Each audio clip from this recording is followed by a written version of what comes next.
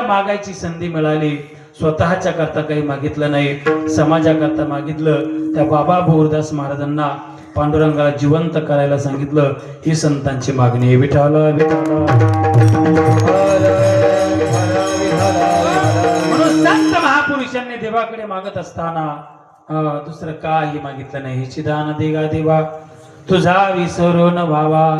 महाराज मी विसर तुम्हाला नाही होऊ देणार. मग तुम्ही नेमकं करणार काय? अभंगाचं हे गुण काय नावडी गुण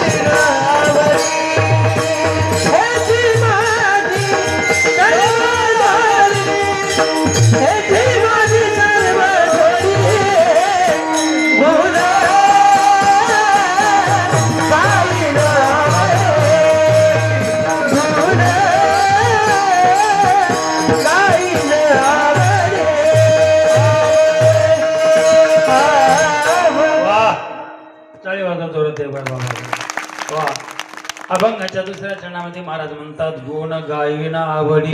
बर का, हेची माझी सर्व जोडी. महाराजांनी शब्द जो वापरला आवड, हा शब्द फार महत्वाचा आहे.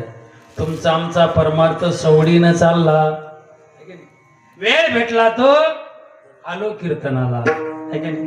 संत महापुरुषाचं जीवन असं होतं. महाराज आवडीनं परमार्थ केला. सारा प्रपंच त्याने बाजूला सारला. राम राम स्मरा आधी.